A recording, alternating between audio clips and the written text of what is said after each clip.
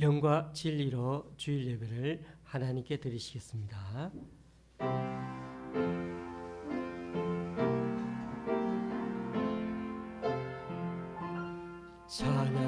찬양하라 내 영혼아, 찬양하라 내 영혼아, 내 속에 있는 것들아 다 찬양하라. 경배하라 경배하라 내 영혼아, 경배하라 내 영혼아, 내 속에 있는 것들아 다 경배하라. 감사하라 감사하라 내 영혼아, 감사하라 내 영혼아, 내 속에 있는 것들아 다 감사하라.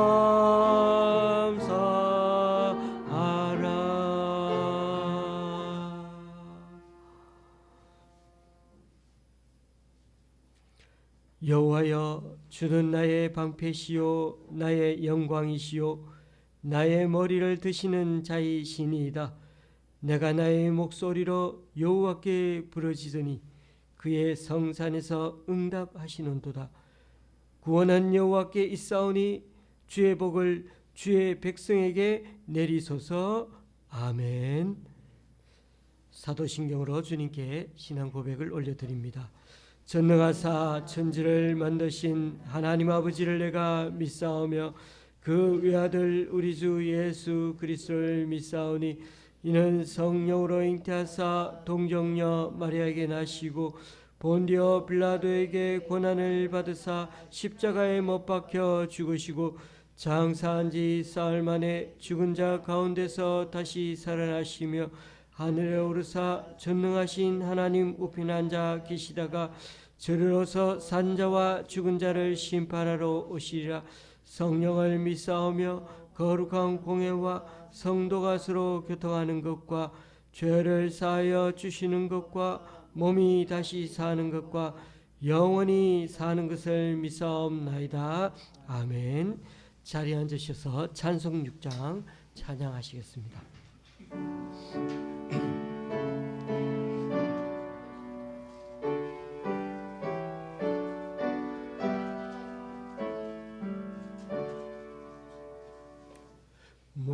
목소리 높여서 주 찬양하여라. 영광과 권세와 존귀와 위엄을 오늘이 다스리시는 만왕의 왕께 돌려라.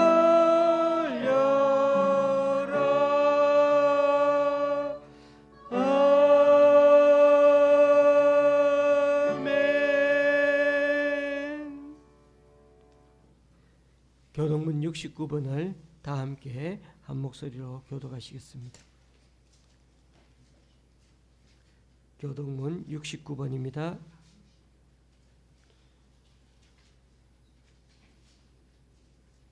교동문 69번.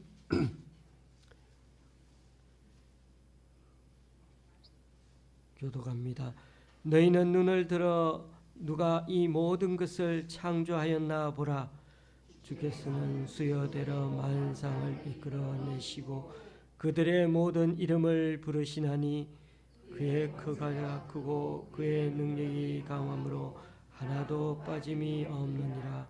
야곱아, 어찌하여 내가 말하며 이스라엘아, 내가 이르기를 내 길은 여호와께 숨겨졌으며 내 송사는 내 하나님에게서 벗어난다 하였냐. 너는 알지 못하였느냐? 듣지 못하였느냐? 영원하신 하나님 여호와 땅끝까지 창조하신 이는 피곤하지 않으시며 곤비하지 않으시며 명철이 한이 없으시며 피곤한 자에게는 능력을 주시며 무능한 자에게는 힘을 더하시나니 소년이라도 피곤하며 곤비하며 장정이라도 넘어지며 쓰러지되 오직 여호와를 앙망하는 자는 새 힘을 얻으리니 독수리가 날개치며 올라감 같을 것이요 다른 박질하여도 곤비하지 아니하겠고 걸어가도 피곤하지 아니하리로다. 아멘. 찬송가 73장입니다.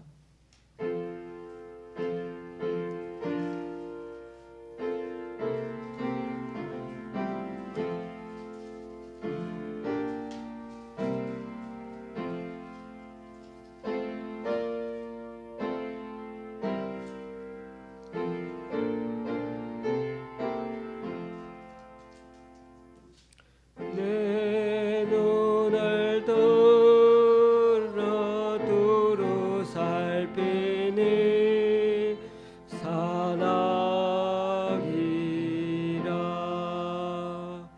날 돕는 구원 어디서 오나 그 어디서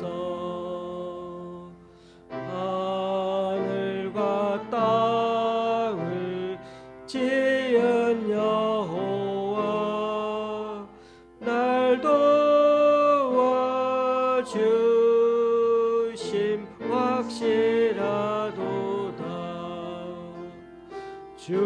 주께서 나의 가는 곳마다 지키시며 졸지도 않고 깨어 계셔서 늘 지키네.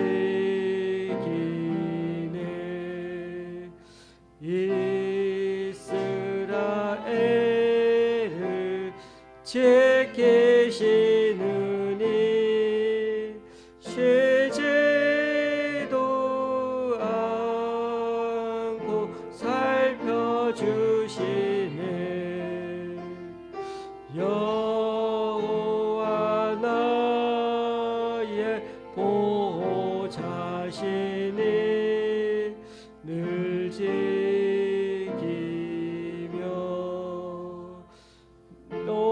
오른발 들어 보호하시고 그늘 되네. 낮에는 해가 삼지 못하며 또 밤에 달이 해지 못하네. 여호와 나의 영혼 지키사 돌보시며 내 모든 죄를 사해 주시고 늘 지키네.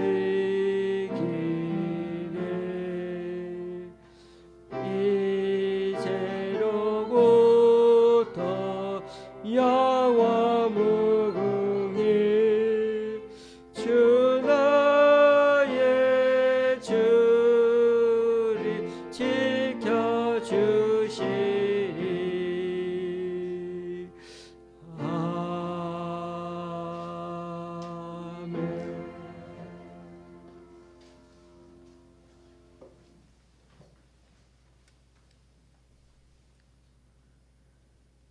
좋으신 하나님, 우리에게 영상을 허락하시고 은혜 가운데 하나님께 나아오게 하심을 감사드립니다. 한치의 앞도 예측할 수 없는 불확실한 우리 인생 가운데 빛으로 찾아오셔서 우리의 길이 되시고 진리와 생명이 되신 주님을 높여드립니다. 코로나라는 바이러스로 불안과 두려움, 슬픔과 고통이 만연한 삶 속에서도 우리의 소망과 능력이 되시고 피할 바위가 되어주신 주님께 감사와 찬양을 올려드립니다.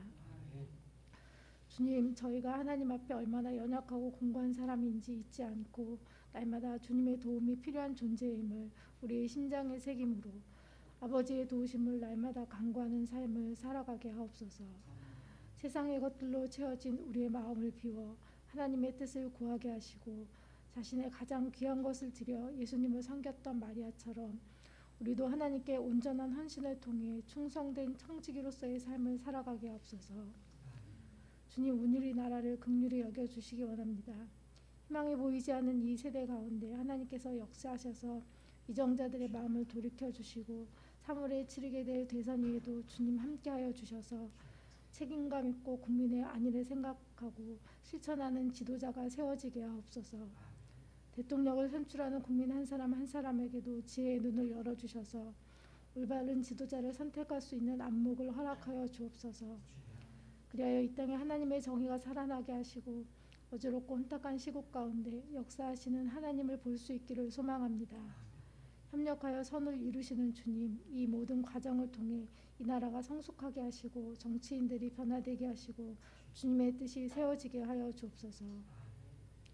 오늘 말씀을 전하는 목사님께 주님의 성령이 함께하사 온전히 하나님의 말씀을 전하게 하여 주옵소서. 또한 권세와 능력으로 늘 강건케 하시고 그 수고가 헛되지 않도록 주님께서 친히 위로해 주시고 격려하시며 그 가정과 사역이 함께하여 주옵소서. 마음과 정성을 모아 하나님께 예배하기 위해 이 자리에 나온 성도들을 주님께서 돌아보시고 만나주시고 위로와 평강이 넘치게 하여 주옵소서. 더불어 하나님과 만남으로 우리의 삶이 변화되고 그리스도를 닮아가는 사람으로 자라가게 하옵소서. 이 예배를 통해 온전히 하나님만 영광받아 주시기 원하오며 우리의 예배 가운데 임하셔서 기쁘게 받으실 하나님을 기대하며 찬양과 감사를 드리며 예수 그리스도의 이름으로 기도드립니다. 아멘.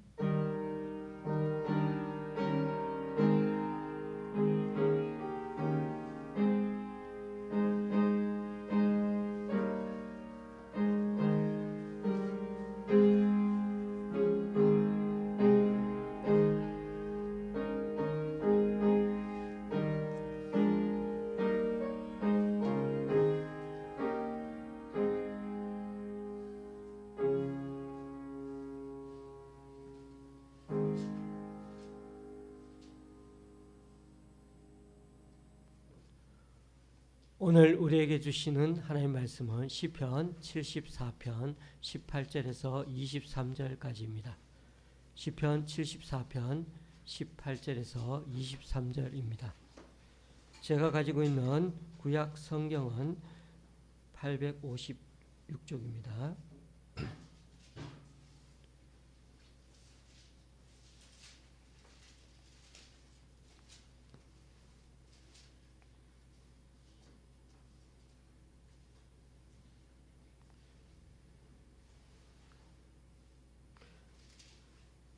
교독하실 때 제가 먼저 읽겠습니다. 여호와여, 이것을 기억하소서. 원수가 주를 비방하며 우매한 백성이 주의 이름을 능욕하였나이다. 주의 맵 비둘기의 생명을 들짐승에게 주지 마시며 주의 가난한 자의 목숨을 영원히 잊지 마소서. 그 언약을 눈여겨 보소서. 무릇 땅의 어두운 곳에 포악한 자의 처소가 가득하나이다. 학대받은 자가 부끄러이 돌아가게 하지 마시고 가난한 자와 궁핍한 자가 주의 이름을 찬송하게 하소서. 하나님이여, 일어나 주의 원통함을 푸시고 우매한 자가 종일 주를 비방하는 것을 기억하소서. 주의 대적들의 소리를 잊지 마소서. 일어나 주께 항거하는 자의 떠드는 소리가 항상 주께 상달되나이다. 아멘.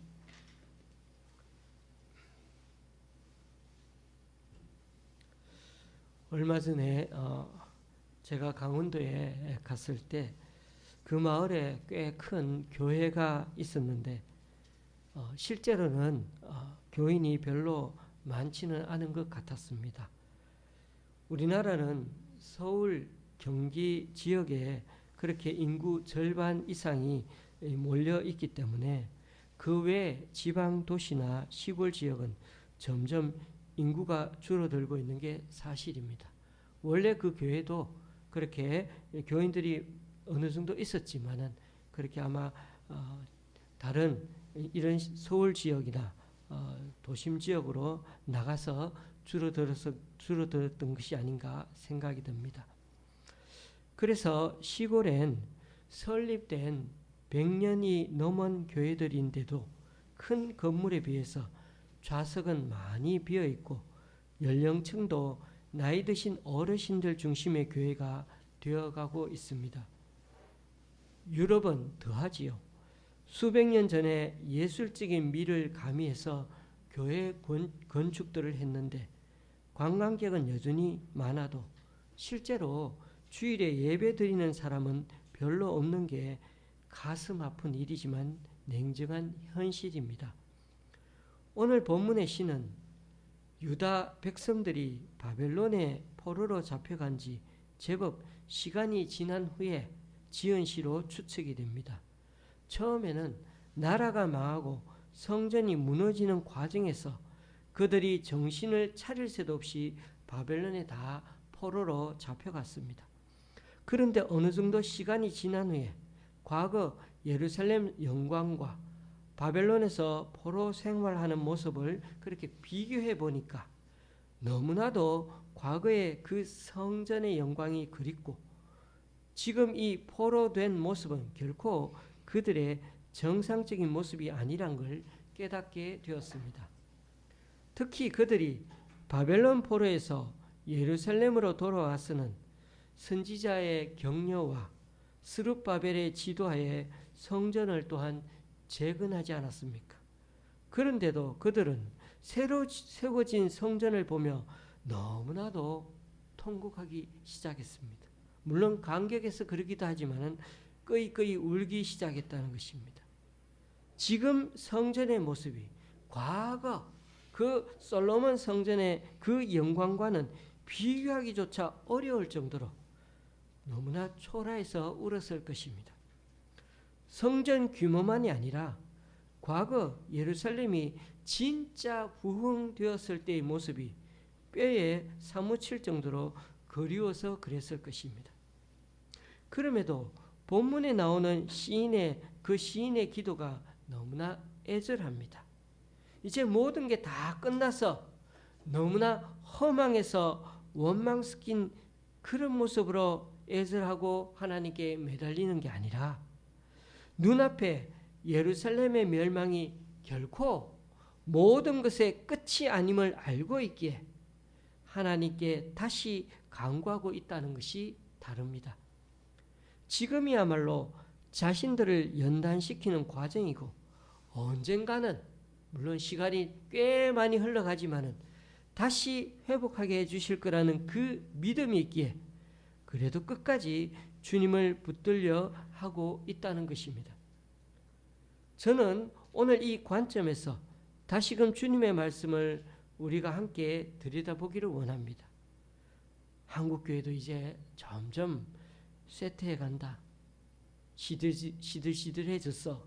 라는 그런 이런 평가를 내리지 말고 우리들 삶의 중심을 주님께로 모아 주님을 사모하는 마음을 다시금 회복해 나가는 우리가 되어야겠습니다. 오늘 74편은 개인의 고통과 아픔에 대한 것이라기보다는 자신의 동족들이 당하는 고통에 대하여 아주 그렇게 하나님 앞에 나아가 기도하고 있습니다. 그래서 74편 전체로 봐도 나 자신에 대한 나라는 단어는 단 한 번도 사용하지 않고 그 대신 주님이라는 단어가 무려 14번이나 사용되었습니다. 시인은 1절에서 어찌하여 우리를 영원히 버리셨습니까? 라고 주님께 묻습니다. 무너져버린 그 성전을 보면서 또 어찌하여 주님의 오른손을 거두셨느냐고 또 묻습니다. 11절에 그렇게 나옵니다. 그래서 시인은 이렇게 두 번씩이나 왜 그렇게 어찌하여 그러면서 하나님께 우리를 영원히 버리셨냐고, 손을 놓으셨냐고 따지듯이 외치고 있습니다. 얼마나 지금 심정이 황망하고 힘든 상태였을지 조금은 느껴지는 것 같습니다.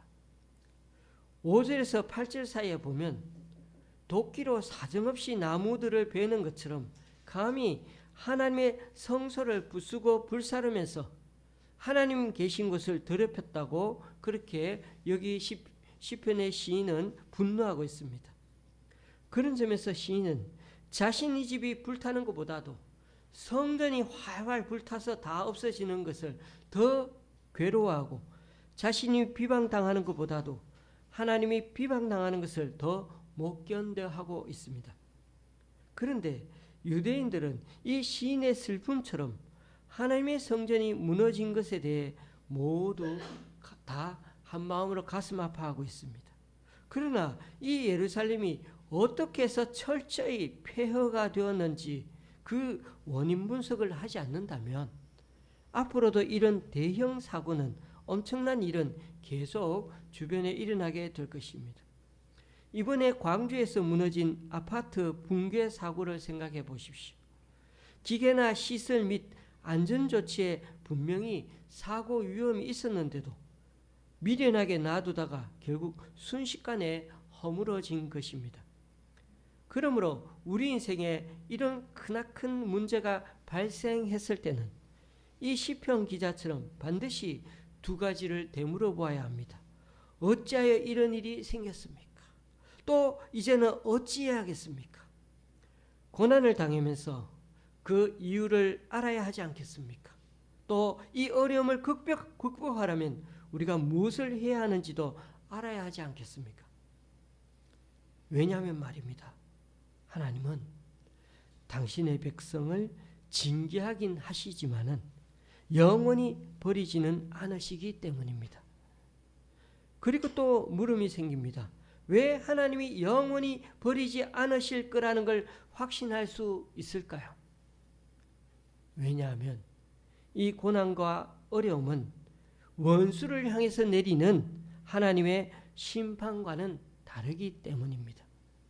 하나님은 이스라엘을 친히 구속하여 당신의 기업으로 삼으신 백성이기 때문입니다.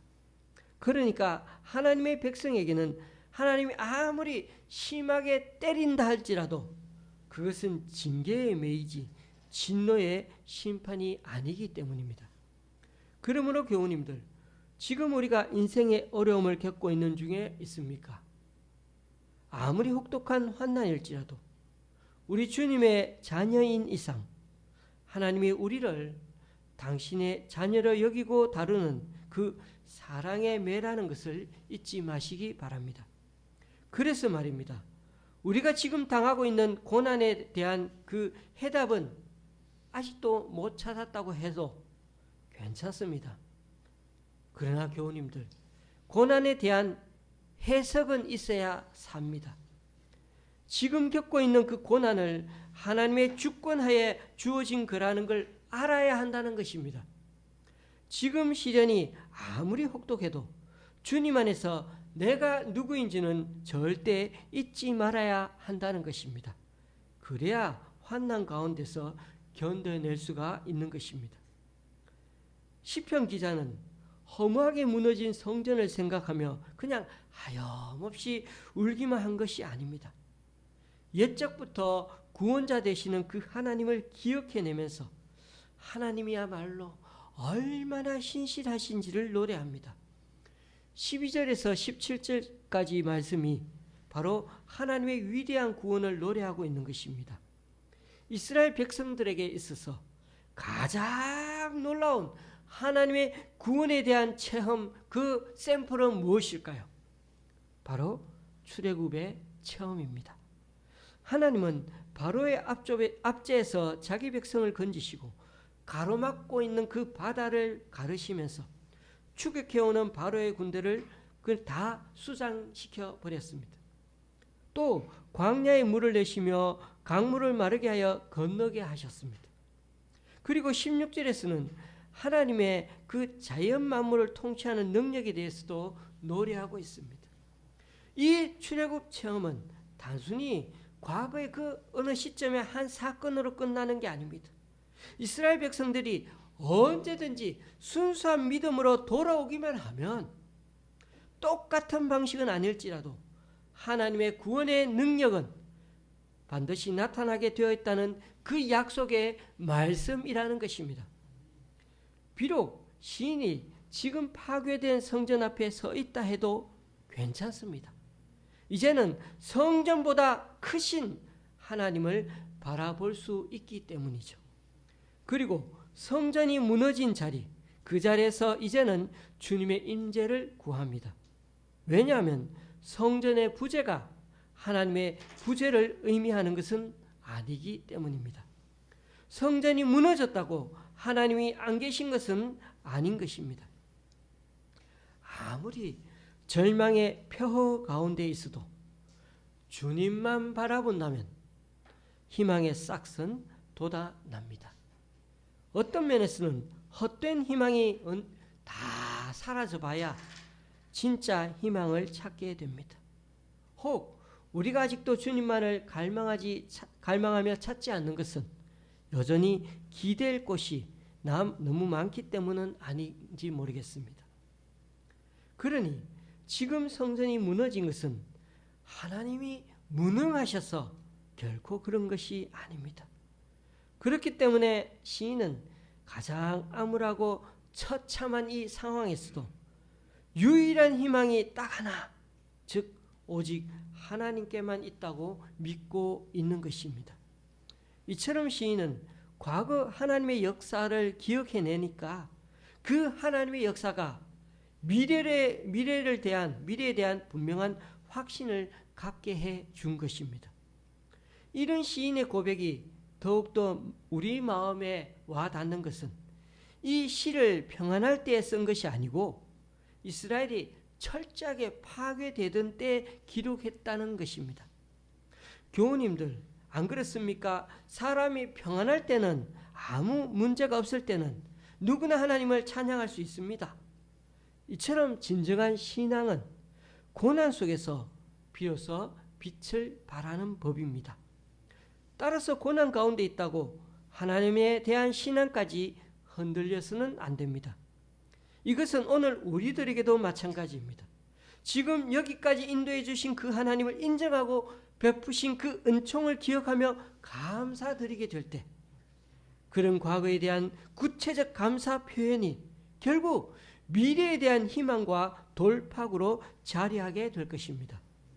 그래서 여러분, 성경을 읽어보시면 출애굽과 광야의 하나님에 대한 얘기가 얼마나 성경 곳곳에 많이 나오는지 모릅니다. 유월절과 초막절도 한번 생각해 보십시오. 둘 다 과거 출애굽과 광야에서 함께 해주신 그 하나님을 기념하는 절기가 아닙니까? 매년 그렇게 절기를 기억하고 그렇게 절기를 지내지 않습니까? 이스라엘이 이렇게 과거 사건을 기념하는 것은 바로 오늘날에도 이런 하나님의 역사가 계속 이루어지게 해달라는 그런 염원이요 바람이 아니겠습니까? 또한 하나님이 앞으로도 계속 이스라엘에게 출애굽의 하나님이 되어 주시겠다는 언약, 약속을 의미하는 게 바로 절기를 지키는 아주 중요한 목적일 것입니다. 그런 점에서 시인도 하나님이 하신 일을 돌아보며 하나님의 역사가 지금도 이루어질 것을 기대하고 또 기도합니다. 오늘 우리가 읽은 부분은 이 시편의 마지막 결말인데요. 동사들을 한번 잘 살펴보십시오.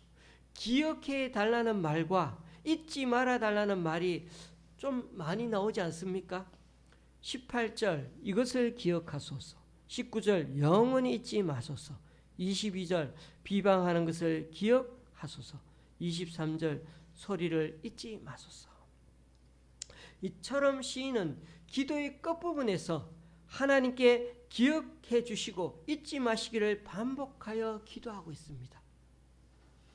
시인은 자기 백성들이 맷비둘기 같이 연약한 존재와 같지만은, 그러나 그런 존재이지만은 사나운 들짐승 같은 이방 나라에게 주지 마시기를 요청합니다. 아주 맷비둘기라는 흔한 새지요. 아주 흔하고 그렇게 귀하지 않은 그런 낮은 존재라는 것이죠. 그런 자기 자신들, 그리고 또 보니까 자신을 가난한 자라고 얘기합니다. 가난한 자, 즉 하나님의 도우심이 없이 살아갈 수 없는 자라고 고백하는 것입니다. 그러면서 하나님과 맺은 언약을 꼭 기억해 달라고 그렇게 부르짖고 있는 것입니다. 이 언약은 거슬러 올라가면 너무나 오래전의 이야기이죠. 그 언약이 그들의 조상인 아브라함 때의 일이고 저 먼 갈대아 우르에서 불러낼 때까지의 이야기로 올라가야 합니다. 그런데 시인은 다시금 그때 그 하나님이 맺으신 언약, 즉 이 가나안 땅에 대대로 살게 하겠다고 말씀하신 그 언약을 지금도 여전히 하나님께서 기억해 주시기를 요청합니다. 그리고 가난한 자와 궁핍한 자가 주님의 이름을 찬송하게 할 수 있게 해달라고 하는 것은 과거 애굽의 종살이에서 막 해방시켜 주셔서 나와가지고 하나님을 막 찬송하던 것처럼 지금도 다시 포로에서 다시금 해방시켜 주셔서 그 구원의 감격을 한 번 더 경험할 수 있도록 노래할 수 있도록 해달라는 그런 고백이 아니겠습니까? 이처럼 시인은 자기를 최대한 낮춰서 기도하되 하나님의 언약을 붙잡고 기도하는 것을 잊지 않았습니다. 그는 하나님이 언약의 말씀을 아주 중요하게 생각한다는 것을 누구보다도 잘 알고 있었습니다. 그리고 시인은 하나님의 명예와 하나님의 백성을 동일시하여 기도하고 있습니다. 22절 하나님이여 일어나 주의 원통함을 푸시고 우매한 자가 종일 주를 비방하는 것을 기억하소서. 시인은 하나님께 주의 원통함을 풀어주십시오라고 호소합니다. 그런데 실제로는 주의 원통함이 아니라 주의 백성의 원통함이죠. 주님이 원통해 하시는 게 아니라 주님의 백성이 원통해 하는 것이 맞지 않습니까? 그럼에도 꼭 주님이 원통해 하시는 것처럼 표현한 것은 자신들이 이렇게 고통당하는 것에 대해서 하나님도 속상해 하시고 가슴을 두드리시며 아파하신다는 것입니다. 사도 바울이 아직 개과천선하지 않은 사울이었을 때 백성들을 핍박하다가 부활하신 주님을 길가에서 길 중간에서 만났을 때 주님은 사울에게 다짜고짜 이렇게 말씀하셨죠. 사울아 사울아 네가 어찌하여 나를 박해하느냐. 예수님도 이처럼 주의 백성을 박해하는 것은 곧 주님을 박해하는 것으로 받아들이시며 말씀하지 않았습니까? 그런 점에서 오늘 시인의 기도는 백성들이 당하는 고통과 압제를 하나님이 당하시는 고통과 아픔으로 연결시켜서 하나님께 호소하고 있다는 게 놀라운 점입니다. 그러니까 하나님께서는 정말 하나님의 명예를 스스로 회복시키고 또 지키시는 것을 굉장히 중요하게 생각하신다는 것을 알았기 때문에 이렇게 시인은 하나님의 명예를 스스로 회복하십시오라고 요구하는 것입니다. 그래서 오늘 본문에서 우리는 세 가지 기도 원칙을 여기서 배울 수가 있습니다. 첫 번째는 과거의 하나님 역사를 붙들고 기도하는 것입니다. 시인은 과거 출애굽에 하나님이 어떻게 역사해 주셨는지를 생생하게 되뇌면서 기도했습니다. 두 번째로 기도할 때는 꼭 언약의 말씀을 붙들고 기도하고 있다는 것입니다. 하나님은 당신이 약속하신 말씀은 꼭 지키는 법이거든요. 세 번째는요, 우리가 주님의 백성임을 잊지 말아달라고 간청하며 기도하는 것입니다. 하나님은 당신의 백성이 당하는 고통과 아픔을 결코 간과하지 않으십니다. 그것은 마치 주님의 명예와 관계되는 것으로 받아들이시기 때문이죠. 우리는 오늘 본문 제목처럼 이 세 가지를 기억하며 기도해야 할 것입니다. 하나님께 기도할 때 이것을 기억해 달라면서 간구해야 하는 것입니다. 잘 아시다시피 한국교회는 국가경제 발전과 더불어서 7, 80년대 동반 성장하기 시작했습니다. 이렇게까지 우리가 지금 잘 살게 된 데는 한번 잘 살아보자라는 국민 전체의 슬로건 덕분입니다. 김영삼 정부 때 IMF 외환위기에 내몰리면서 우리나라는 크게 휘청거렸지만 우리 국민은 그래도 또 저력을 발휘해서 지금은 1인당 국민 총소득이 3만 5천 달러라고 합니다. 6.25 전쟁 직후에 비해 500배로 성장했다고 합니다. 70년 만에 500배, 어마어마한 성장이 아닐 수 없습니다. 그런데 2년 전부터 코로나 세계 대유행이 시작되면서 국가 경제도 그렇고 교회도 여러모로 위축되어 가고 있는 듯해서 많이 안타깝습니다. 한때 번창했던 교회들이 이 코로나를 기점으로 교인들이 점점 줄어드는 현상이 계속되는 건 아닐까 하는 염려들을 많이 합니다. 마이크로소프트 창업자로 유명한 빌 게이츠 같은 사람은 어제와 오늘 기사에 보니 이 코로나 유행이 지나가더라도 다시 세계적 대유행이 찾아올 수 있다면 앞으로도 경각심과 긴장감을 늦추어서는 안 된다고 경고하고 있습니다. 지금도 너무나 힘든데요. 자고 일어나니까 일일 확진자 수가 10만 명이 넘습니다.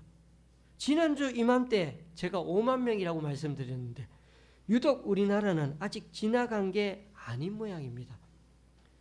우리 모두의 열망이 무엇입니까? 제발 2년 전으로만 돌아가게 해달라는 겁니다. 그냥 일상적으로 사람들 만나고 또 가족끼리 가까이 여행도 가보고 결혼식, 장례식도 마음 놓고 가서 함께 해주고 싶다는 겁니다. 그런데 교우님들, 우리가 일상적으로 아무 문제 없이 살아온 게 얼마나 주님의 축복인 줄 잘 몰랐다는 겁니다. 2, 3년 전에 일상으로 돌아가는 게 이렇게 힘든 걸 보면 얼마나 우리가 그때가 좋았는지를 잘 모르고 지금까지 하나님께 너무 쉽게 감사하며 살았던 건 아닌지 모릅니다.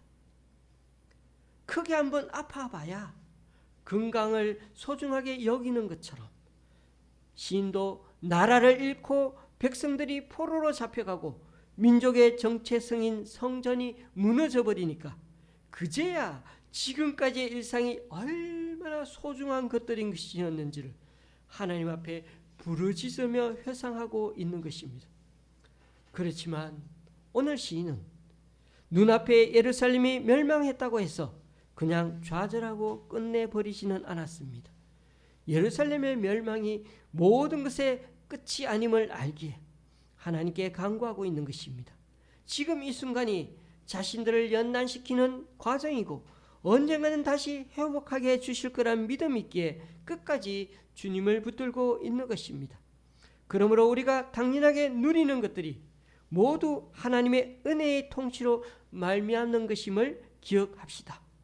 이 순간도 우리를 떠나지 않고 함께 하시며 말씀으로 만물을 붙들고 계시는 그 하나님께 감사하기 원합니다.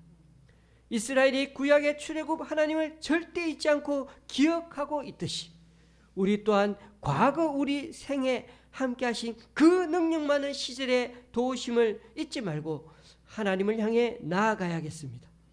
그리고 늘 말씀을 붙들고 기도해야겠습니다. 언약을 기억해 달라고 은혜를 베풀어 달라고 애절한 심정으로 기도해야 하겠습니다. 오늘 어둠이 짙게 내려앉은 이 땅의 교회가 이제 기대고 바랄 것은 오직 하나님이 자비의 언약을 기억하시고 실행해 주시는 것밖에 없다고 부르짖는 것입니다. 또한 주님의 이름을 걸고 기도합시다. 주님은 주님의 백성이 당한 고통과 아픔을 결코 좌시하지 않을 것입니다. 말씀을 맺습니다. 눈앞에 벌어진 사태는 너무나 엄청난 규모인데 오늘의 시인의 기도는 왠지 너무 작아 보입니다. 하지만 기도는 아주 큰 소리로 해야 된다거나 40일 금식 기도처럼 무슨 특별한 방식으로 해야만 잘 응답되는 것이 아니라 들으시고 응답하시는 하나님께 달려 있다는 사실을 기억하십시오. 보십시오. 바알과 아세라 선지자 850명이 떠드는 소리보다 한 명 엘리야의 기도가 더 강력했음을 기억합시다. 빛으로 흑암을 밀어내어 낮과 밤을 지으신 분도, 물을 밀어내고 생명을 위한 공간인 땅을 마련하신 분도 다 우리 하나님이십니다. 그리고 바벨론같이 아주 강력한 심판 도구가 사용되었다고 해도, 그래도 어떤 경우에도 그런 악은 주님께서 정하신 한계, 그 경계를 넘어설 수가 없습니다. 그 이상 그 이하도 아닙니다. 하나님께서 다루시는 그 손길 안에서 그 하나님은 도구로 사용하실 뿐입니다. 왜냐하면 우리에게 일어나는 형통이나 고난, 번영이나 실패, 이 모두 우리 주님의 작품이기 때문입니다. 하나님은 앞으로도 모든 것이 합력하여 의와 선을 이루게 하시되 우리의 이해를 완전히 뛰어넘는 방식으로 일하신다는 사실을 명심하십시다. 지금 우리가 주님을 향한 신뢰가 없고 주님이 베푸시는 삶의 신비가 우리에게 보이지 않는다면 다시금 하나님과 그분의 역사를 더 깊이 묵상해 보아야 할 것입니다. 오늘 이 시인의 기도가 비단 하나님께 은혜 베풀어 달라고 기도하고 간구하는 것만 아니라 우리 또한 늘 하나님께 그렇게 살아가겠노라고 새롭게 다짐하고 결심하는 우리 각자가 될 수 있기를 바랍니다. 기도하시겠습니다. 주님, 오늘도 시편 기자의 절망의 펴허 가운데 부르짖는 기도를 듣게 됩니다. 그러나 그의 기도가 원망 섞인 것으로 신태 한탄 하는 것만으로 끝나지 않은 것은 어찌됐든 주님만 바라본다면 희망의 싹은 돋아나기 때문입니다. 어떤 면에서는 헛된 희망이 다 사라져봐야 진짜 희망을 찾을 수 있기 때문입니다. 그러므로 지금 우리 삶의 터전이 무너지고 있다고 해도 하나님이 무능하셔서 결코 그런 것이 아님을 알기에 다시금 주님의 이름으로 나아가는 우리가 되기 원합니다. 과거 하나님이 우리 대한민국에도 동일하게 많이 역사했음을 우리는 너무나 잘 압니다. 고려로부터 수도 없이 침략을 받았지만 꺾이지 않게 해주셨고 일제강점기와 같은 치욕스러움에도 벗어나게 해주셨고 그때 가난한 심령의 복음을 전해주셨고 동족 상련의 비극으로 온 국토가 잿더미에서도 일어서게 해주셨고 IMF도 극복하게 해주셨습니다. 지금도 하나님께서 이 나라를 새롭게 하고 계심에 감사드립니다. 우리 개인에게도 동일하게 역사해 주셔서 지금 우리의 모습은 주님의 손길과 역사의 결과임을 고백합니다. 혹 우리 중에 누군가가 지금 눈물의 골짜기 고난의 터널을 통과하고 있다면 그 과정을 통해서 영원히 더 청정하게 해주시고 하나님의 자녀다운 자녀가 되게 하여 주시옵소서. 하나님 백성에게는 하나님이 아무리 심하게 때리더라도 그것은 징계의 매이지 진노의 심판이 아님을 믿고 지금 당하고 있는 고난에 대한 해답은 못 찾는다 해도 지금 겪고 있는 그 고난을 하나님의 주권하에 주어진 거라는 걸 믿고 잘 견뎌내가는 우리 모두가 되게 하여 주시옵소서. 그리하여 이번 한 주간도 하나님께서 마음과 정성을 다해 심어주신 자리에서 주님과 동행하는 그런 우리 모두가 되게 하여 주시옵소서. 예수님의 이름으로 기도드리옵나이다. 아멘. 찬송가 340장입니다.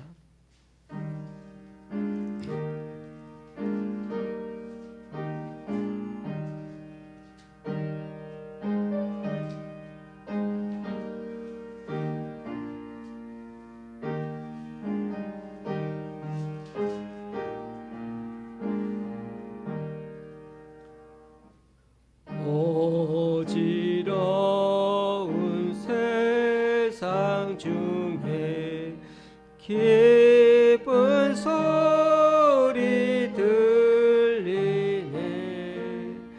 예수 말씀하시기를 믿는 자여 따르라. 세상 헛된 신과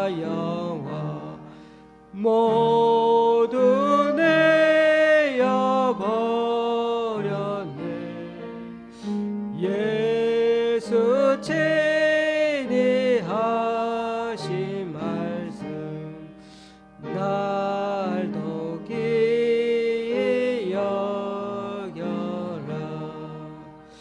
기쁜 때나 슬픈 때나 바쁜 때나 틈날 때 예수 제니하신 말씀 날 돋게 여겨라. 주님 크신 은혜로서 보름 덮게 하시고 복종하는 밤을 주사 따라가게 하소서.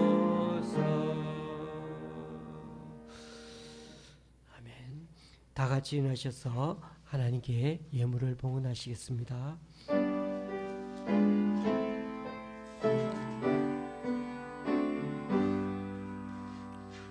나의 보화 드리니 주여 받아주셔서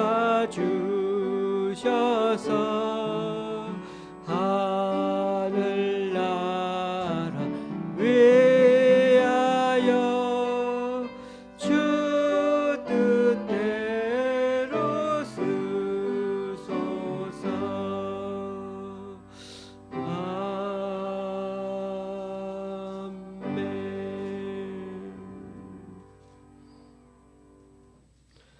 주님, 오늘 이 시간 주님 앞에 나와 각자 여러 모양으로 드리는 헌금들 기뻐 받아주시고 쓰이는 곳마다 귀한 결실 맺을 수 있게 크신 은총으로 덧입혀 주옵소서. 지난주에 우리 교회 성도님 두 가정에서 11조 헌금과 한 가정에서 구조 헌금을 주님께 드렸습니다. 그리고 청도의 성도님이 구리의 교회에서 강동구 교회 기관에서 분당의 권사님이 또 목동의 집사님 가정에서 귀한 헌금을 주님께 올려드립니다. 이분들의 헌신과 승김 귀하게 받아주셔서 이분들을 통하여 하나님 나라가 더욱 확장되게 하여 주시옵소서.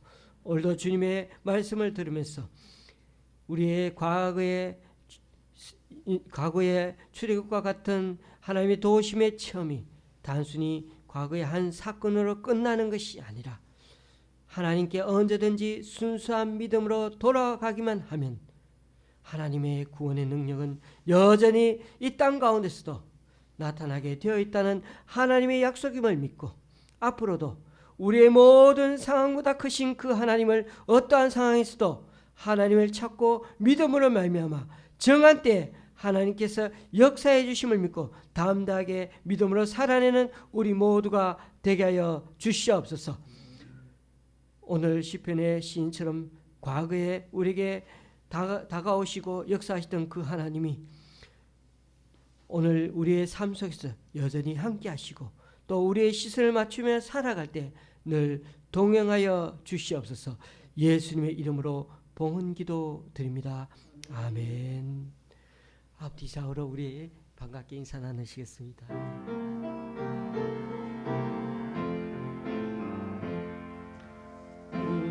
우리에게 양하신 여호와께 양하시되 크고 크도다 크시도다 크고 크도다 크시도다. 감사합니다. 네, 감사합니다. 한 주간도 잘 지내셨습니까? 오미크론 코로나 변이 바이러스가 계속해서 10만 명대 숫자가 너무 큰 게 좀 마음이 걸리네요. 그렇다고 우리가 또 안 돌아다닐 수가 없지 않습니까? 모두들 한 주간도 건강하게 그렇게 지내시면 좋겠습니다. 오늘도 예배 후에는 도시락을 받아가시기 바랍니다. 맛있게 그렇게 식사하시면 좋겠습니다.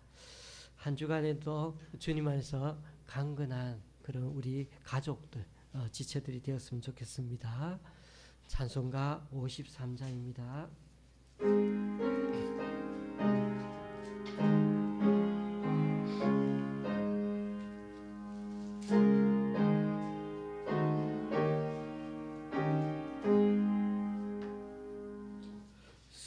성전을 떠나가기 전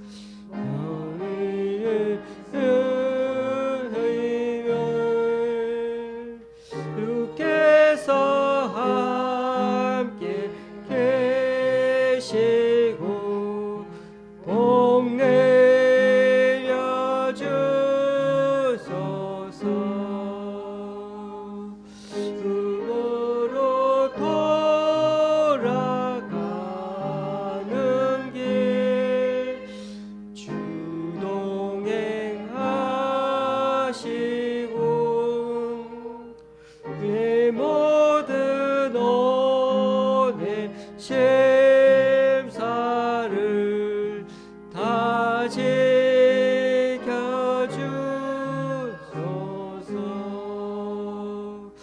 거룩한 날이 다가고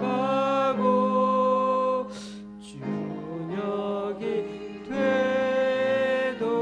되도록 주 우리 맘에 배되사 늘 계시옵소서.